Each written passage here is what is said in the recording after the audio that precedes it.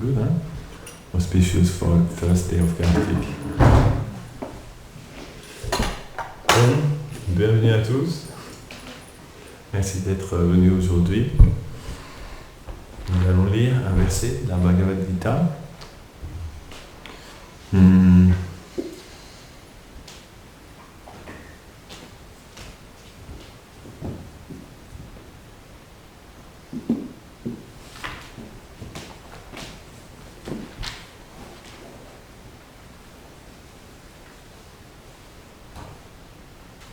Om Namo Bhagavate Vasudevaya. Om Namo Bhagavate Vasudevaya. Om Namo Bhagavate Vasudevaya. Om Namo Bhagavate Vasudevaya. Om Namo Bhagavate Vasudevaya. Om Namo Bhagavate Vasudevaya.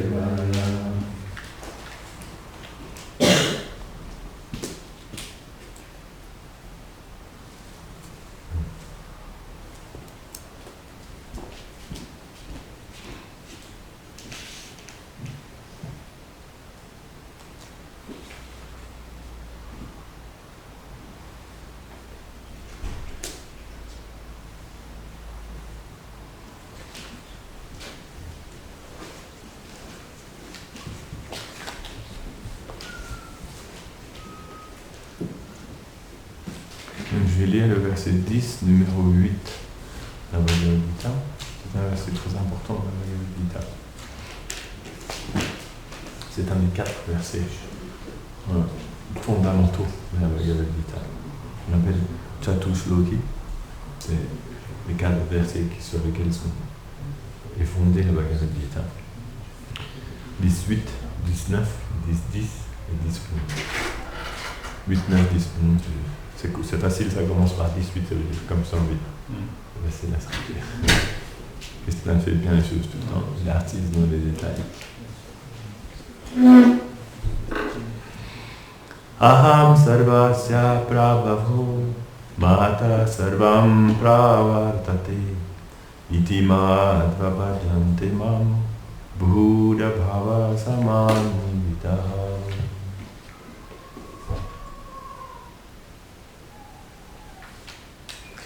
Traduction et commentaire. Je suis la source des mondes matériels et spirituels. Tout émane de moi.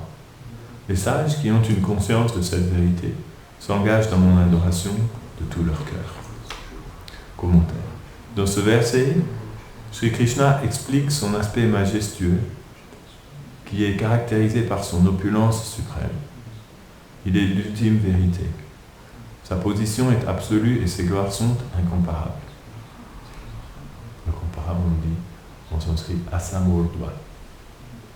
Pas facile à dire. Asamurdva. Ça veut dire asama urdva, qui n'a pas d'égal ni de supérieur. Sama, ça veut dire égal. Same en anglais, ça vient de sama. Asama, ça veut dire qui n'a pas d'égal. Asama. Et urdva veut dire supérieur. Urdva.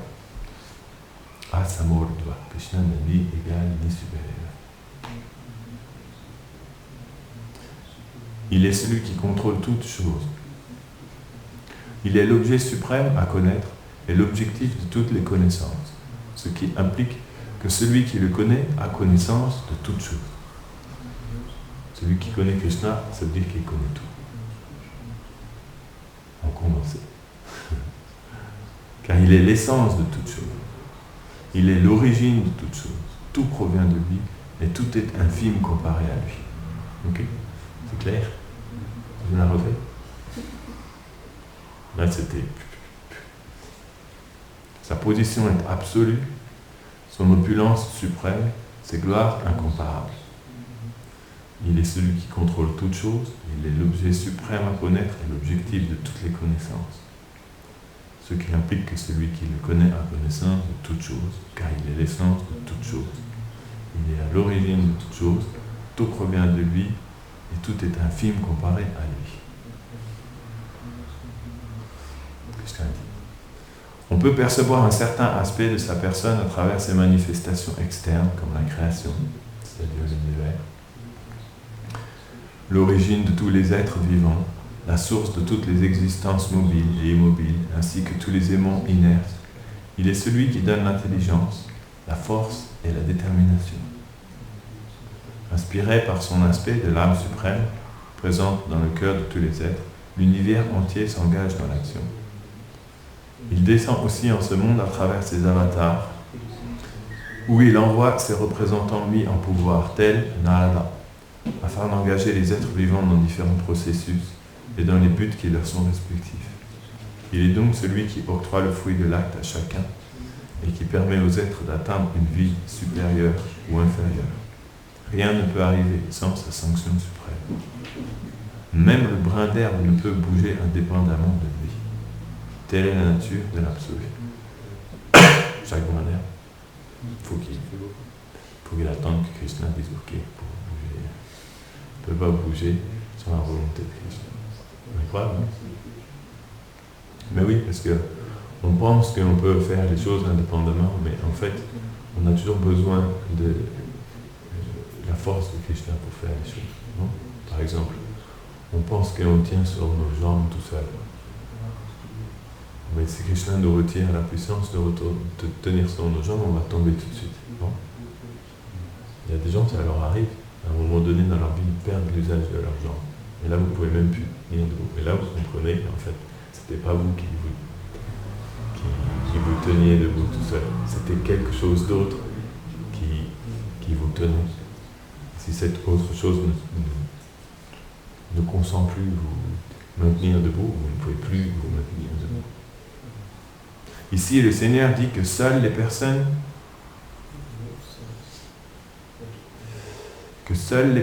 qui ont connaissance de lui peuvent l'adorer avec des sentiments purs. Ce que Srila Vishwanath Chakravarti Thakur confirme à travers la définition du Seigneur de la pure dévotion. Iti Madhva, étant fixé dans cette sorte de connaissance théiste et doté de sentiments, comme le sentiment de service ou d'amitié, dasya ou sakya, ils accomplissent mon adoration. Ceux qui m'adorent, en pleine conscience de ces vérités, sont mes pandita, ceux qui connaissent l'essence des Védas. Vedaischa sarvaya aham eva vidya. Shri Krishna dit, le but de tous les Védas est de me connaître. Om Ajnana Timirandasya Gyanam Jalanam Shaladaya Chakshur Militamina Tasmai Sri Gurave Namah. Shri Chaitanya Manubhistam Stapitam Yena Bhutale Swayam Rupa Tadamayam Dadati Svavadantikam Namo Mahavadanyaya Krishna Prema Pradayate Krishnaya Krishna Chaitanya Namne Gaurādhishe Namah. Shri Krishna Chaitanya Prabhu Nityananda Shri Advaita Gadadhara Shri Vasari Gaura Bhakta-vrinda. Hare Krishna Krishna Krishna Hare Hare, Hare Rama Rama Rama Hare Hare. Vanchakalpatarubhyascha Kripa Sindhubheva cha Patitanam Pavanebhyo Vaishnavebhyo Namo Namaha. Mukam Karoti Vacharam Pangum Rangayate Girim Yat Kripam Tamam Vande Shri Guru Dinataram. Donc aujourd'hui nous commençons en fait aujourd'hui est un jour de très très bon augure. On appelle Purnima. Purnima, on appelle plus particulièrement Sharadiya Rasa Purnima. Purnima, ça veut dire la pleine lune. Aujourd'hui, c'est la pleine lune. Selon les Védas, la pleine lune est toujours un jour de bon augure. Parce que la lune est de bon augure. Donc, quand elle est pleine, c'est de bon augure. Et le jour de la pleine lune commence aussi à chaque fois un nouveau mois. Et aujourd'hui, Parmi tous les mois de l'année, c'est le meilleur mois de l'année qui commence. On appelle Kartik, le mois de Kartik ou le mois de Damodar. C'est un mois très très spécial qui commence. C'est le mois de la douceur. Tout va devenir plus doux pendant un an. Il faut juste être réceptif. C'est le mois où tout devient très... Il y a une douceur spéciale qui s'installe pendant ce mois-ci. Quand on va chanter le nom de Krishna, ça va devenir plus doux. Quand on va regarder Krishna, ça va devenir plus doux. C'est le mois de la douceur, le mois de Kartik. Normalement, dans ce mois-là, on glisse plus facilement. Il y a moins d'accroche, non? C'est plus facile de pratiquer la vie spirituelle pendant le mois de Kartik. Et c'est expliqué que tout ce qu'on fait pendant ce mois-là, c'est comme si on le faisait 1000 fois. Tout est multiplié par 1000. Il faut faire beaucoup de bonnes choses. C'est le mois de Kartik, très très bon augure. Il commence par aujourd'hui Sharadiya. Sharad, ça veut dire l'automne. On est arrivé en automne. Et c'est la première lune d'automne. La première pleine lune d'automne. Sharadiya Rasa Purnima. Donc cette première pleine lune d'automne est considérée comme très très bon augure. Parce que Krishna, en ce jour-là, il a fait un divertissement très particulier. Et donc, pour ce jour, ça commence ce mois-ci. Normalement, les Vaishnavas, pour ce mois de Kartik, ils font un vœu spécial. Chacun fait un vœu spécial. C'est pas dit il faut faire ça, ça ou ça. Chacun dans son cœur, il fait un vœu spécial. Il va faire quelque chose de spécial chaque jour pour ce mois-là.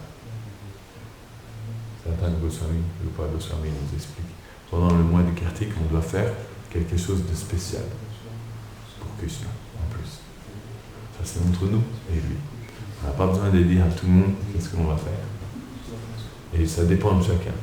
Il y en a qui vont décider de faire ça, d'autres ça. Et à partir d'aujourd'hui aussi, pendant un mois, on va offrir des petites lampes à Krishna. Tout le monde va offrir des petites lampes à Krishna à partir de la salle ici, on fera après. Pendant un mois, tous les jours, on va faire comme ça, offrir des petites lampes. Il faut offrir la petite lampe avec son cœur. Il faut comprendre que cette petite lampe qu'on offre, en fait, c'est notre sentiment pour Krishna. Abhi Prema Pradipi Anitito. Elle représente notre cœur, notre sentiment, c'est ça qu'on offre à Krishna. La lampe est juste un support.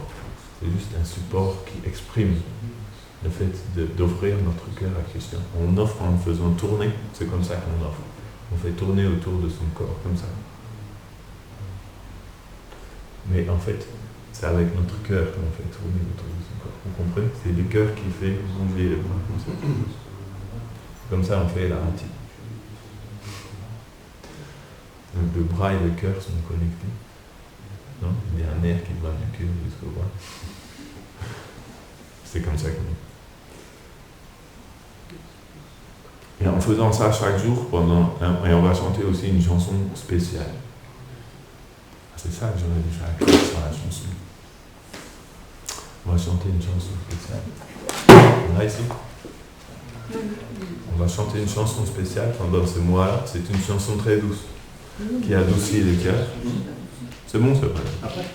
Ouais, on va pas la chanter douce. On va la chanter à la fin, pendant la rati. Mais est-ce qu'elle est là?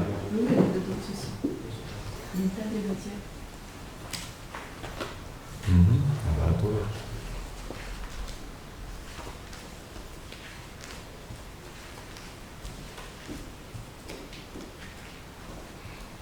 Comme quoi, on oublie tout, hein. C'est moi qui avais fait ce livre. J'ai oublié les chansons. Une chanson très douce, en sanskrit, avec un air très doux. Et c'est une chanson qui parle de Krishna. Et au fur et à mesure qu'on va chanter cette chanson, pendant ce mois-ci, et qu'on va offrir une petite lampe, petit à petit, notre cœur va devenir plus doux. On peut faire même si on est chez nous, hein. C'est pas obligé de... Si Si on a le temps, c'est bien, mais c'est pas obligé. On peut faire aussi chez nous, on peut prendre une petite image de Krishna, une petite lampe. Il y en a même maintenant, ils font avec des lampes électriques. T'allumes? Si. 2019, hein. Je suis sûr que même tu as une application maintenant sur ton téléphone. Là, tu as l'image qui apparaît avec la petite lampe, tu avec ton doigt, tu fais tourner comme ça. Je suis sûr que ça existe. Kartik App, non? Ça n'existe pas? Tu pourras chercher tout à l'heure, je suis sûr que tu vas trouver. Kartik App. C'est le sentiment qui compte. Bon, c'est sûr que c'est un peu artificiel, mais c'est le sentiment qui compte.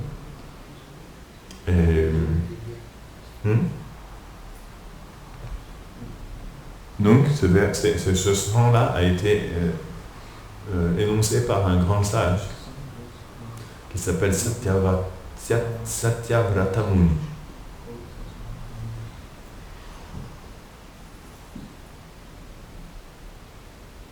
Et ce chant-là a pour effet d'attirer Krishna. Lorsqu'on chante ce chant-là, ça veut dire que Krishna est attiré. Donc, c'est ça que je veux dire. On peut faire ça chez nous tous les jours. On peut prendre le chant. Ce chant se trouve partout. Maintenant, sur Internet, vous pouvez trouver Damodar Astakam. Ça veut dire, Astaka, ça veut dire il y a 8 versets. Damodar, c'est un nom de Krishna. Ça veut dire celui qui s'est fait attacher par une corde. Oh, qu'est-ce que ça veut dire ça? Celui qui s'est fait ça, que le chant va expliquer comment est-ce que Krishna se fait attacher par une corde. Damodara, Dama, ça veut dire la corde, et Udara, c'est le ventre. Il a attaché son ventre avec une corde. Damodara. Astaka, ça veut dire il y a 8 versets dans la chanson qui expliquent cette histoire comme Krishna se fait attacher le ventre. Et pourtant, on vient de lire que pas un brin d'herbe ne peut bouger sans sa sanction. Néanmoins, il s'est fait attacher le ventre. Ça paraît paradoxal, non? Ça paraît contradictoire. Mais c'est comme ça. Il y a certaines personnes qui sont capables d'attacher le ventre de celui qui contrôle tout. Bien sûr, il faut qu'il accepte aussi, parce qu'il contrôle tout quand même. Il faut qu'il accepte aussi. Mais il y a des personnes qui sont capables de le faire accepter, de le forcer à accepter de devenir attaché. Comme sa mère, par exemple. Sa mère est capable de forcer Krishna à accepter de devenir attaché. Pas que sa mère. Cette histoire de Damodar, il y a différents niveaux d'histoire aussi. Il y a un jour, Radharani avait attaché Krishna aussi. Comme ça, autour de son ventre aussi. Avec une liane dans la forêt, elle avait attaché, parce que Krishna était arrivé en retard. Donc, il avait pris et elle avait attaché Krishna aussi. On appelle Radha Damodar. Sinon, c'est Yashoda Damodar, mais Yashoda qui attache le ventre de Krishna. Le petit ventre de Krishna. Krishna a un petit ventre. Tu vois comme les enfants, ils ont un petit ventre, une petite taille, là, comme ça. C'est mignon, comme ils disent les gens, c'est mignon. Les enfants. Tu vois les petites tailles d'un petit enfant, comme ça, c'est mignon. Les gens ils disent c'est cute. Ils aiment bien dire ça tout le temps. C'est mignon. La petite taille de Krishna, c'est très très mignon. Quand Krishna était un petit enfant, quel âge il avait? 3 ans, 4 ans, tout petit comme ça, il marchait comme ça. Très mignon, Krishna. La beauté de Krishna est infinie, donc la mignonneté de Krishna aussi est infinie. Un jour, il s'est réveillé et il n'a pas trouvé sa maman à côté de lui. Krishna. Il a frotté ses yeux comme ça. Sa maman n'était pas là. Il a regardé autour de lui et il a vu Mère Yashoda. Il a vu Mère Yashoda qui est en train de bâtir le bœuf. Vous savez comment on fait du bœuf? Vous savez comment on fait du bœuf? On prend du lait, on met le lait dans un four, et dans ce four on met une tige avec une étoile au bout de la tige, Et autour de cette barre, on met une corde comme ça qu'on tourne une fois autour de la barre. Il y a un axe qui se tient là-bas aussi. Et après, on fait comme ça avec la corde. Ça fait tourner la barre sur elle-même, aller-retour, aller-retour, aller-retour, comme ça. Ça fait une belle musique en même temps. Et quand vous faites tourner le lait comme ça, rapidement, beaucoup de fois, vous n'arrêtez pas. Après, le lait va se transformer.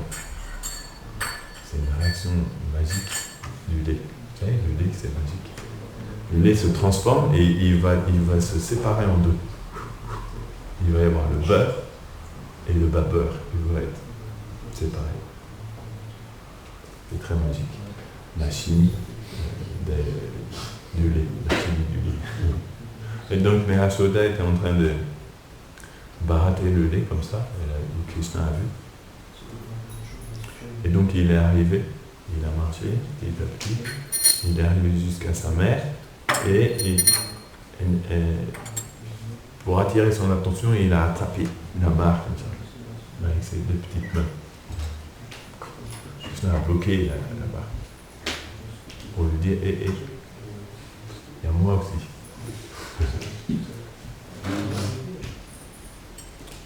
Et là, Mahashoda, quand elle a vu que Krishna avait faim, elle a pris Krishna sur ses genoux. Mahashoda est très belle aussi. Non? Elle est aussi belle que Krishna. C'est expliqué, Mahashoda est aussi le même niveau de beauté que Krishna. Et elle a aussi la même couleur que Krishna. C'est la couleur de lotus bleu. C'est expliqué. On ne croise pas tous les jours des gens qui ont la couleur de lotus bleu ici. Non? C'est pas souvent. Mais dans le monde de Krishna, c'est limité. C'est très limité. Notre monde est très limité. Et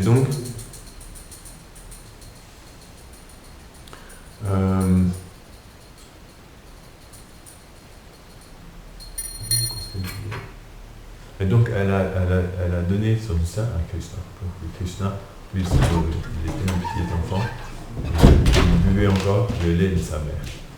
Et Krishna commençait à boire le lait de Mahashoda. Et à un moment donné, Mahashoda s'est rendu compte qu'elle avait mis aussi du lait à bouillir sur le feu. C'était pas la gazinière, à l'époque il n'y avait pas de gazinière, mais c'était comme un poêle dans lequel tu mets du bois en bas, comme ça. Même principe, ça ressemble comme une gazinière. Tu mets du bois en bas, ça chauffe la plaque, tu vois, sur le dessus. Et le pot là, le lait il allait se sauver. Donc à ce moment-là, il faut que j'empêche le lait de se sauver. Donc elle a pris Krishna et elle a voulu poser Krishna par terre. Non? Mais Krishna, il ne voulait pas. Donc il s'est agrippé à Mahashoda. Et Mahashoda voulait le poser par terre, donc elle a pris Krishna. Et elle l'a posé par terre. Par la force de son amour pour Krishna, elle peut vaincre en force Krishna. Et ensuite, elle est partie baisser le feu, sans doute. Vous savez comment on fait quand le lait va se sauver? Comment on fait pour sauver? Vous jetez quelques gouttes d'eau, comme ça, et tout de suite, il redescend. C'est la magie du lait. Il faut connaître tous les trucs. Il y a beaucoup de magie. En fait, on ne le voit pas, mais c'est quand même de la magie. Hein. Il y a beaucoup de magie dans le monde aujourd'hui. Tu tournes comme ça, le truc il se sépare en deux, c'est de la magie. Hein. Tu le chauffes et il déborde comme ça, tu mets 3 gouttes d'eau, il redescend. Franchement, je suis désolé, c'est de la magie. Hein. Il y a tellement de magie qu'on ne s'en rend plus compte, ça me paraît banal. Il y a beaucoup de magie. Et quand Krishna il s'est retrouvé tout seul, il est devenu vexé, entre guillemets, d'avoir dû arrêter de téter. Et donc là, il a décidé de se venger.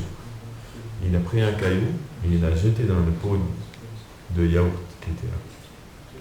Parce que Mère Yashoda, elle ne baratte pas directement le yaourt, elle ne baratte pas directement le lait, pardon, elle baratte le yaourt. Il y a différentes manières de faire du beurre. Il y a différentes formes de beurre qui existent. Nous, le beurre, comme on fait en France, c'est on baratte le lait. Et ça donne du beurre jaune. Vous connaissez le beurre jaune. Mais si d'abord, avant de baratter le lait, vous transformez le lait en yaourt, Vous savez comment on fait du yaourt? C'est une autre magie. Vous mettez dans du lait, par exemple, du tamarin. Vous attendez, vous le mettez posé quelque part, vous revenez demain, ça est devenu du yaourt.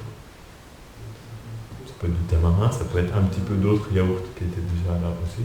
Ça le transforme en yaourt. Si vous faites ça et qu'après vous battez le yaourt, ça va faire une autre réaction magique encore. Ça donne ce qu'on appelle du macan. Du macan, c'est comme du beurre, mais cette fois-ci, il est blanc. C'est comme du beurre blanc. Et il est un petit peu plus doux que le beurre, un peu différent. C'est très... Et donc, en Inde, ils aiment bien faire ça. Tu mets un peu de sucre dedans, et après, ils offrent ça à Krishna. Très spécial.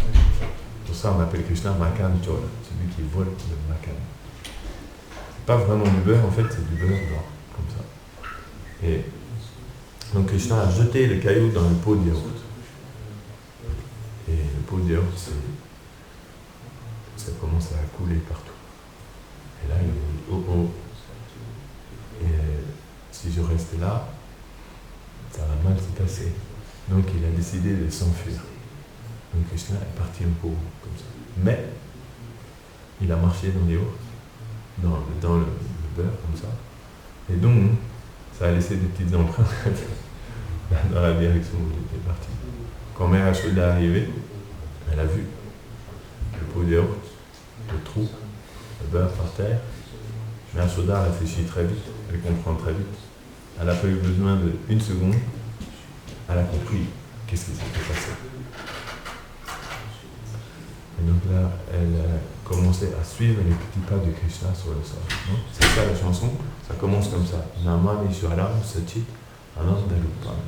J'offre mon hommage au Seigneur suprême, dont la forme incarne l'existence éternelle, la connaissance et la félicité. Ça c'est Krishna. La Sat Kundalam Gokule Brajamanam. Ces boucles d'oreilles se balancent le long de ses joues, comme il court. Krishna court, là il est en train de courir, Krishna. Les boucles d'oreilles se balancent le long de ses joues. Gokule Brajamanam. Il resplendit dans son royaume divin de Gokul. Krishna est très radiant, non? Il a une radiance. Ses boucles d'oreilles en forme de requin se balançaient sur ses joues lorsqu'il s'enfuit apeuré loin du mortier de bois pour échapper à sa mère Yashoda, qui réussit pourtant à le rattraper dans la course qui s'ensuit. Yashoda Abhiyo Lukala Davamanya Paramristam Atyam Tato Duljagopa.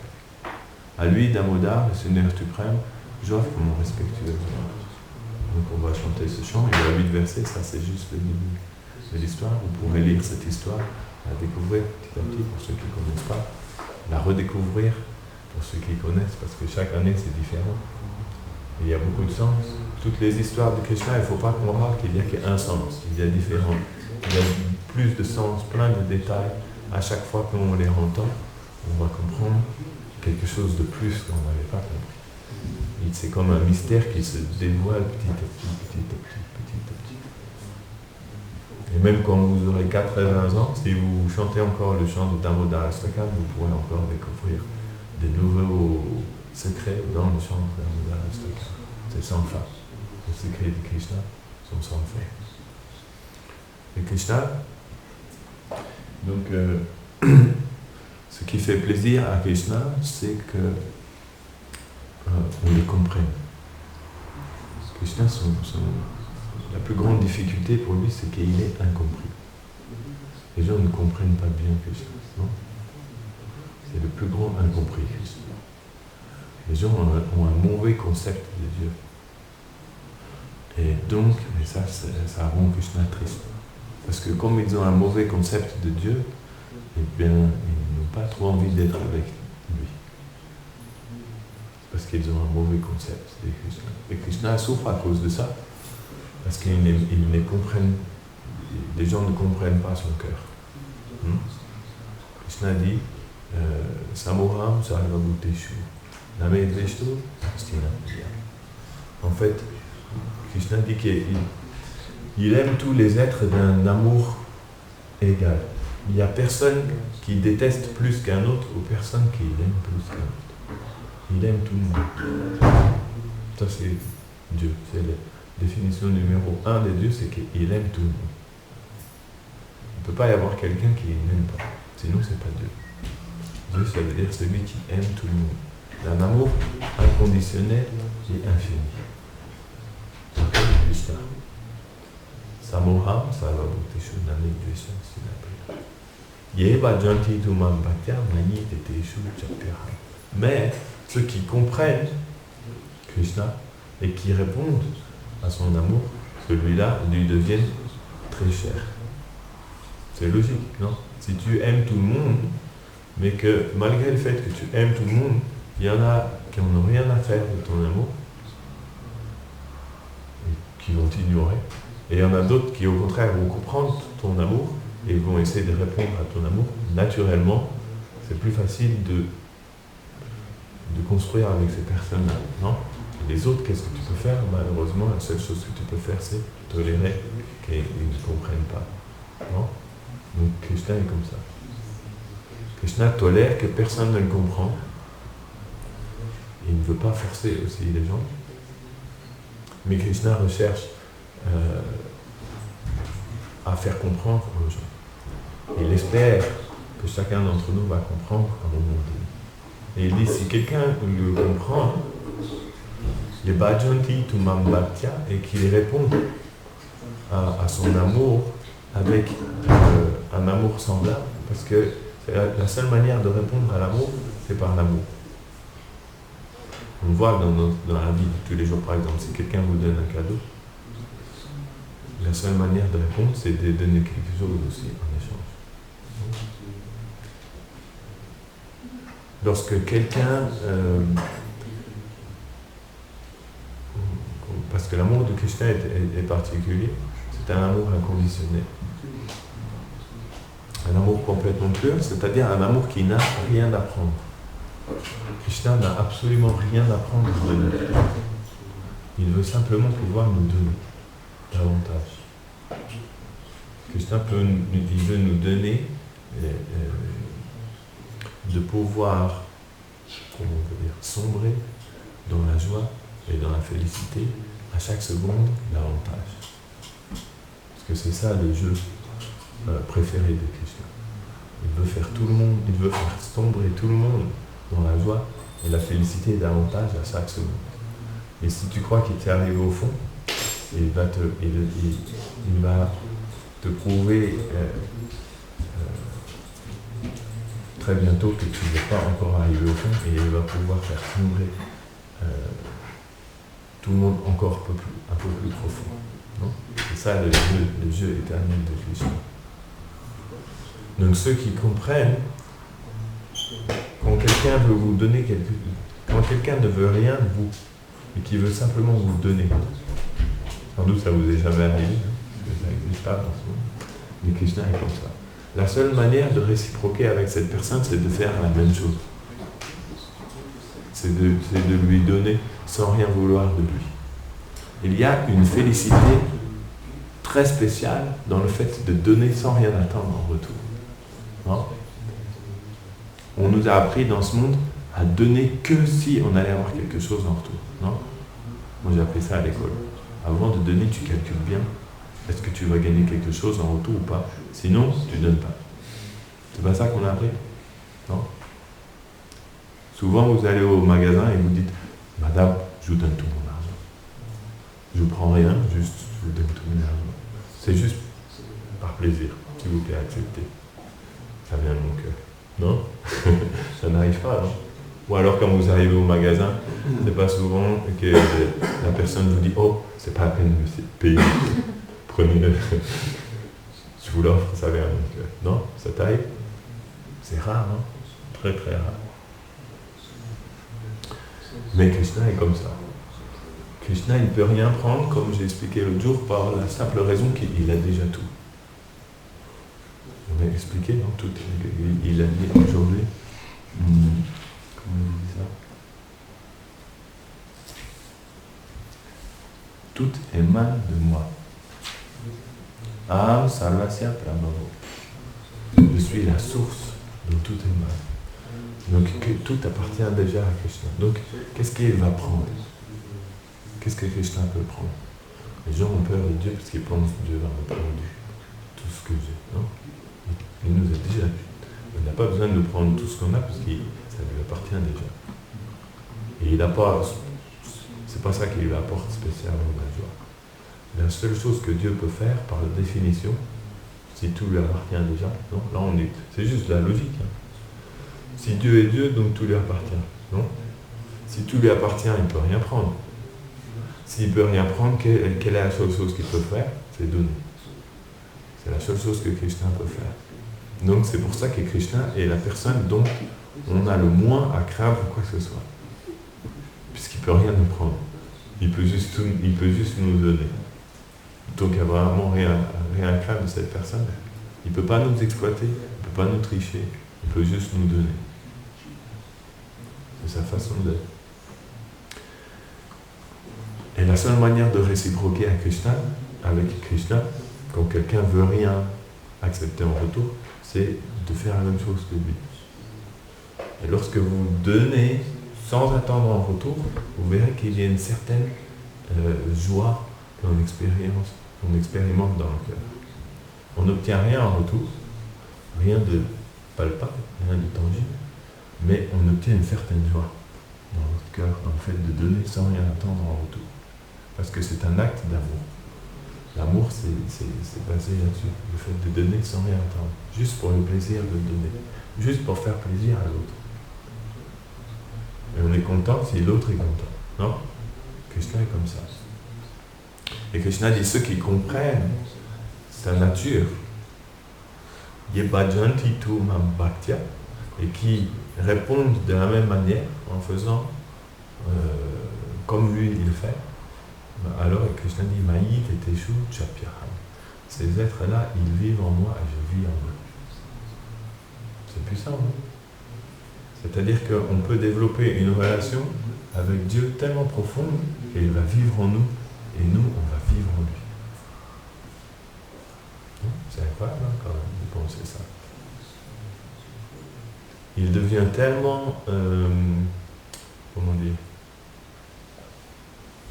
fasciné, redevable, il devient tellement redevable de notre réponse à son amour inconditionnel qu'il va se sentir endetté. Et pour ça, il va nous garder dans son cœur, il va nous porter dans son cœur. De cette manière-là, on vit en lui. Non? Et il vit en nous parce que il va apparaître aussi dans notre cœur. On appelle Yoginam Apisarvesha Madgatenam Tara Manam. Shradavam Bhajati Yomam Same Yuktatamu Mata.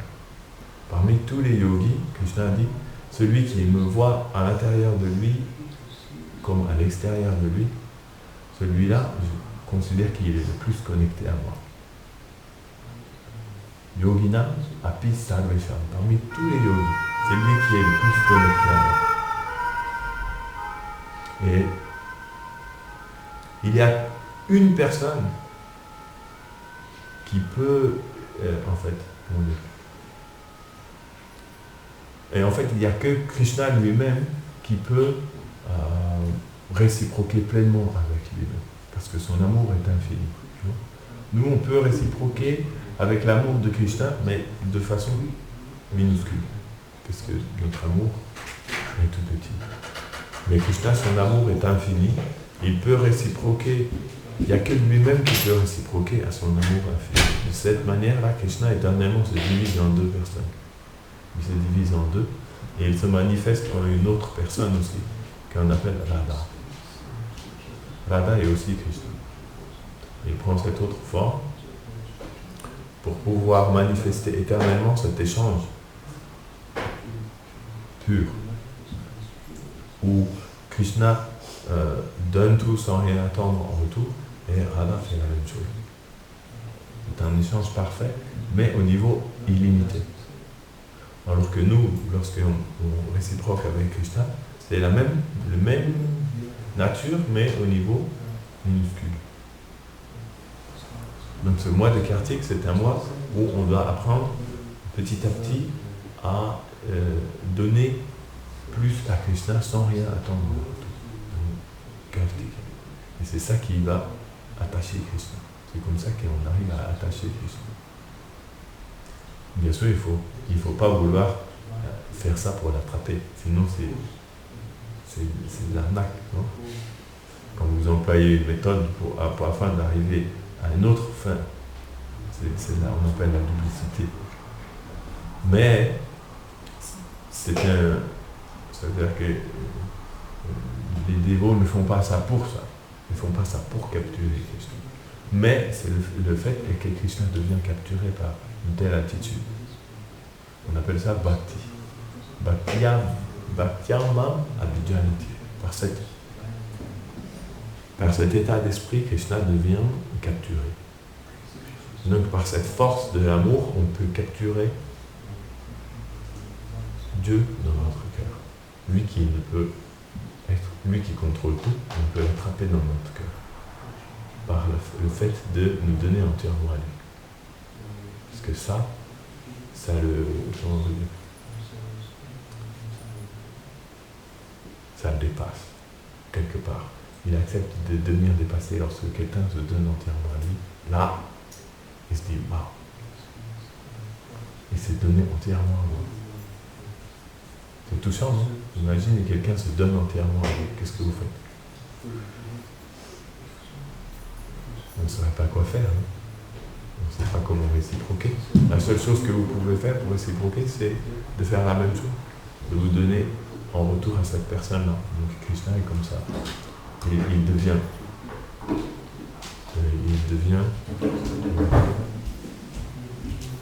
stupéfait lorsqu'il voit que quelqu'un se donne entièrement à lui. Ça, la bhakti, bhaktyamam abhijanati.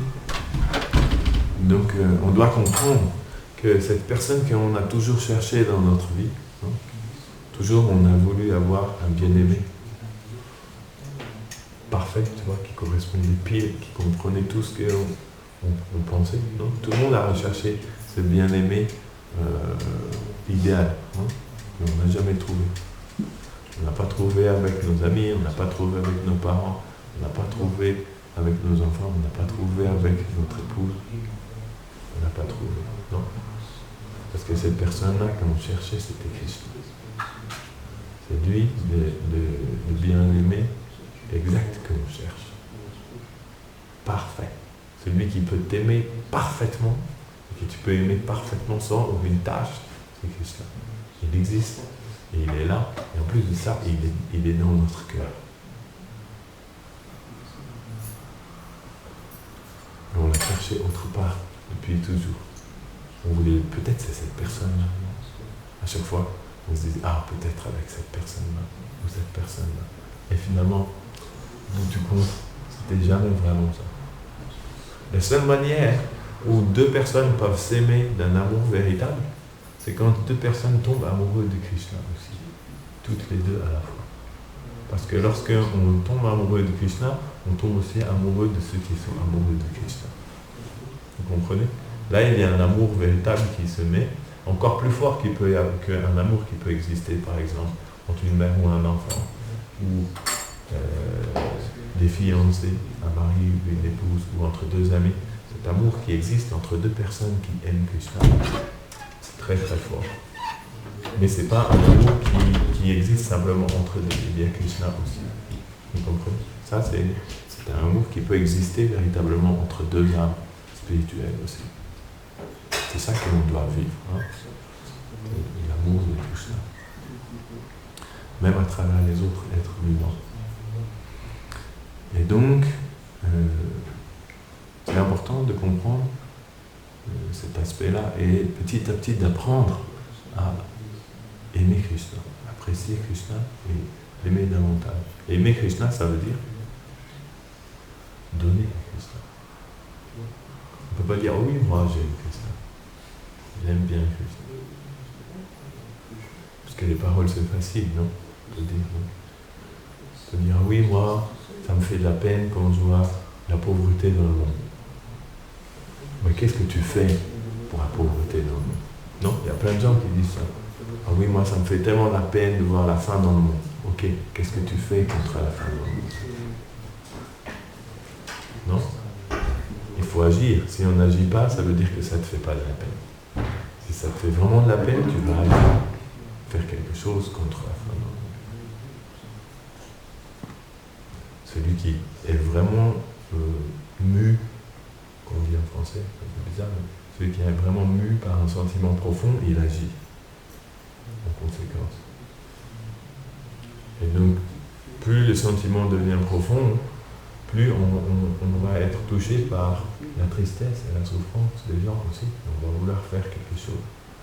La meilleure chose qu'on peut faire, c'est d'aider les gens à comprendre que cette personne qu'ils vont toujours chercher depuis l'éternité se trouve dans leur cœur. Ça, c'est la meilleure chose que tu puisses donner à tout le monde. De leur faire comprendre qu'il y a une personne, parce que tout le monde a cherché cette personne depuis toujours, non? Une personne parfaite, avec un cœur parfait, et que tu pourrais aimer sans aucun obstacle, et qui pourrait répondre parfaitement à ton amour. C'est Krishna. Krishna est comme ça. Si quelqu'un comprend ça, après il devient heureux. Dans la vie, sa vie devient belle. Parce qu'il comprend, celui que je recherche depuis toujours, est là dans mon cœur. Il est là dans mon cœur. Et il peut se manifester dans la vie simplement, c'est à moi de le désirer. Si je l'invite à se manifester dans la vie, non, il va se manifester dans la vie. Parce qu'il attend que ça. Donc le mois de Kartik, c'est le mois de la dévotion. Et en fait, ce que Krishna veut qu'on lui donne, c'est pas notre porte-monnaie. Ça, il semble qu'il possède déjà tous les univers.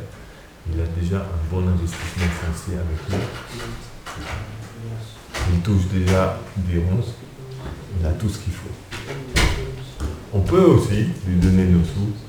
On peut aussi lui donner plein de choses. Il accepte aussi. Il accepte tout parce que ça nous débarrasse. Il dit ok, ça nous débarrasse. Parce qu'on est très encombré, non? On a beaucoup de choses dans le grenier. Krishna dit ok, si ça peut vider ton grenier, vas-y, donne-moi. Mais c'est pas ça. Krishna, lui, il ne mange pas des billets. C'est pas ça qui lui apporte la joie dans son cœur. Krishna, il veut, ce qu'on lui donne, c'est notre cœur. Il dit, dans le verset qui suit, il dit Chita Madgata Prema. Ceux qui m'ont donné leur cœur, ceux qui m'ont donné leur vie, ceux-là, ils sont toujours connectés à moi. Krishna veut qu'on lui donne notre cœur. Ni plus, ni moins. C'est un voleur, Krishna. Un voleur expert, tu peux lui donner tout ce que tu veux, mais tant que tu ne lui as pas donné ton plus grand trésor, il n'est pas satisfait. Un voleur. Non, c'est comme ça, non? Avoir un voleur, et si tu as 10 000 francs dans ta poche et tu lui donnes 100 francs, en euros, pardon. Si tu as 10 000 euros dans ta poche et tu lui donnes 100 euros, mais lui, il sait que tu as 10 000 euros dans ta poche, le voleur. Il va dire, non? Il sait, Krishna, il sait, il ne sera pas satisfait tant qu'on ne lui a pas tout donné. Il veut tout. Parce qu'à partir du moment où on lui donne tout, là, il peut réciproquer aussi, Krishna. Ah. Krishna, comme on disait hier, Krishna, il ne fonctionne que 100%. Là, il commence à fonctionner. Quand on arrive 100%, Krishna dit, ah, maintenant, on va pouvoir fonctionner. Non? Là, je connais. Il dit, là, j'avance dans mon domaine. Je comprends, je connais, je peux agir comme il faut. Là, ça devient le domaine de Krishna. 100%, 200%, 300%, 400%, 10 000%. Krishna connaît tout ça. 1%, 2%. C'est un monde étranger pour Krishna. Il ne peut pas réciproquer. Parce que lui, Krishna, il est total. Tu comprends? Donc il ne peut pas réciproquer à 2%. Il ne sait pas faire ça. Krishna, il ne sait que réciproquer à 100%. Donc il est obligé d'attendre qu'on arrive à 100%, après il peut réciproquer. Il dit, ah, enfin. Non, Vijayanath Chakravarti Thakur a écrit dans Madhurya Kadambini. Il dit quand les dévots, ils se donnent entièrement à Krishna, alors Krishna apparaît. Il dit, ça fait tant de temps que j'attendais cet instant-là. Je te voyais progresser petit à petit, mais je ne pouvais pas réciproquer encore. Parce que ton approche était encore partielle. Et Krishna en tant que tel, lui, comme il est infini, comme il est absolu, dès qu'il est réciproque, tout de suite, c'est tout ou rien. Voilà, on va dire ça comme ça. Krishna, lui, c'est tout ou rien. Si Krishna apparaît, c'est fini. Tu ne pourras jamais plus penser à autre chose. Aujourd'hui, dans le jour de Sharad Purnima, Krishna, c'était au moment donné où la lune commençait à se lever. Il est venu à un endroit qu'on appelle Vamshivata. La nuit commençait à tomber, non? Quand la lune se lève, que c'est pleine lune, ceux qui connaissent un peu l'astronomie, ça veut dire que le soleil se couche en même temps. Parce que pleine lune, ça veut dire que le soleil et la lune sont à 180 degrés. Donc quand la lune se lève, ça veut dire que le soleil se couche. C'est pas possible d'avoir autrement. Donc la nuit tombait, la pleine lune se levait, ça devient très joli. Quand la pleine lune se lève, elle baigne de sa lumière blanche et apaisante tout. Krishna, lui, il vit dans la forêt. C'est une très belle forêt remplie de fleurs, de lacs et de plein de choses merveilleuses. Et donc, bien sûr, il vit dans un palais, mais son palais est dans la forêt. Et donc, ce soir-là, il est descendu au bord de la rivière. Il est sorti par la fenêtre de sa chambre. Il a fait le mur. Krishna a fait le mur aussi. Moi, quand j'étais petit, c'était une de mes activités préférées. Faire le mur. Ça, c'était le summum. Parce que là, tu rentrais dans le comment on appelle ça? Le frisson, tu vois. C'est entré. Alors, on faisait le mur, on allait ça. Tu vois, la nuit, on partait. Et on revenait le matin. Faire le mur. Quand on était petit, comme ça, on n'avait pas le droit de sortir la nuit, mais dès que les parents dormaient, on n'était plus là. Et là, on était dehors et on avait des frissons. Ouais. On allait dans la forêt aussi avec mes amis, on allait faire le mur, on allait dans la forêt. Non, on n'était pas loin. Enfin bref, Krishna, lui aussi, il fait le mur. Et là, il est venu à un endroit qu'on appelle Vamshivata. Il y avait un arbre. Il y a un très grand arbre borgnant, très joli là. Et Krishna s'est mis sous cet arbre-là et il a commencé, Vamshi ça veut dire la flûte. Il a commencé à jouer de sa flûte. C'est expliqué que le son de la flûte de Krishna, personne ne peut comprendre ce son-là.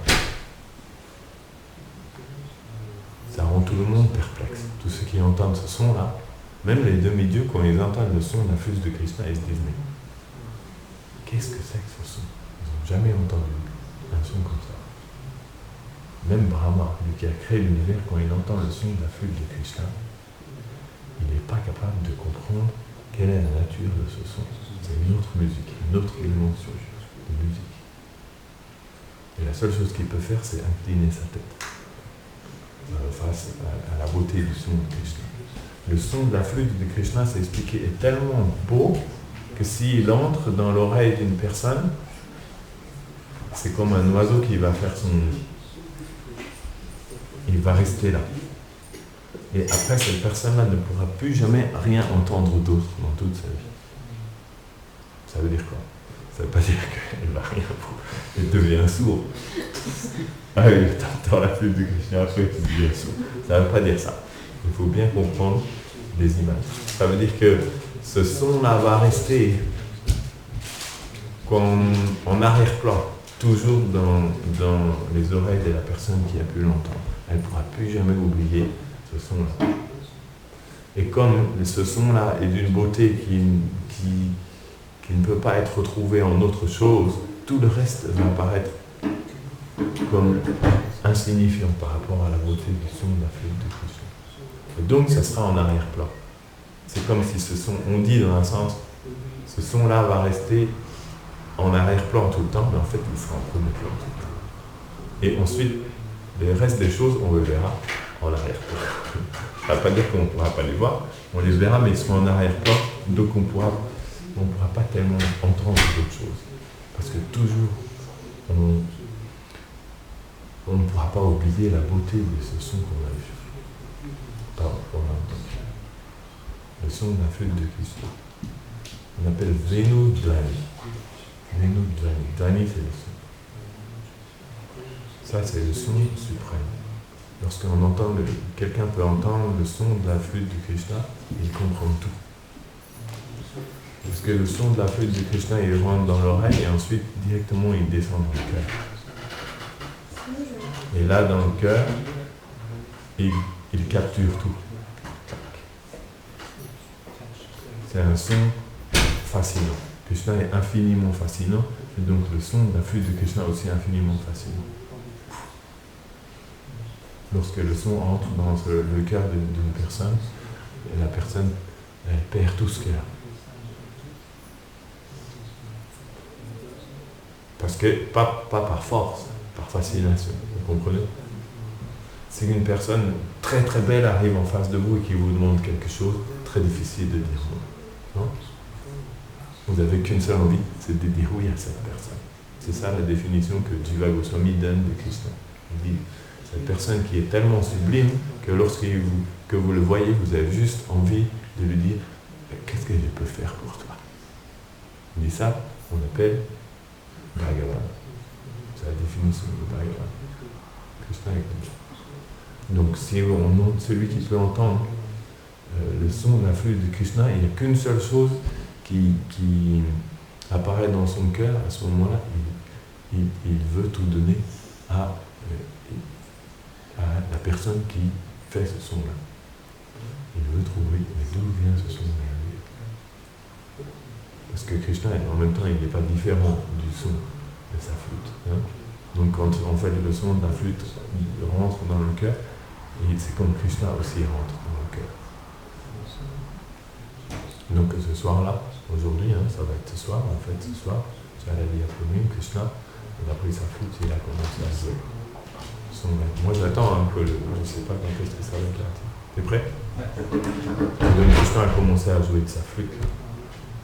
C'est ça, on doit essayer qu'un jour le son de cette flûte, il arrive jusque dans notre oreille. Non?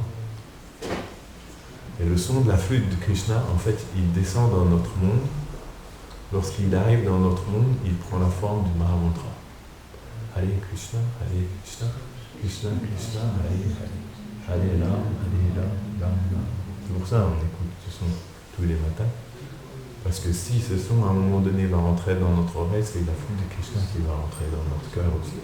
C'est pour ça qu'il faut réussir à faire descendre ce mantra jusque dans notre cœur. Lorsque le nom de Radha et Krishna, le Mahamantra va descendre dans notre cœur, le son de la flûte de Krishna va apparaître dans notre cœur. Krishna va apparaître dans notre cœur. Donc, c'est le jour de Sharadi et Pauline. Donc, bien sûr, c'est que le début de l'histoire, mais on pourra continuer à expliquer. Dans ce jour-là, nous célébrons ce très beau divertissement et nous espérons qu'un jour, le son de la flûte de Krishna puisse venir habiter notre cœur, soit dans l'état d'éveil, soit dans l'état de rêve, soit dans l'état de sommeil profond. Dans les trois états d'existence, que le son de la flûte de Krishna toujours reste là dans notre cœur. Ok? Jai. Shri Shri Nanda Shoda Gopal ki Jai. Shri Shri Rama Rama ki Jai. Shri Shri Nantai Jama ki Jai. Quelqu'un veut chanter Damodar Astaka? Tu veux jouer? Tu sais comment on dit? Oui, je sais. Mais est-ce qu'il y a quelqu'un d'autre qui veut chanter? Est-ce que d'autres personnes savent aussi? Je peux chanter, mais je peux pas chanter en même temps. It's difficult for you to chant at the same time. No? It's okay.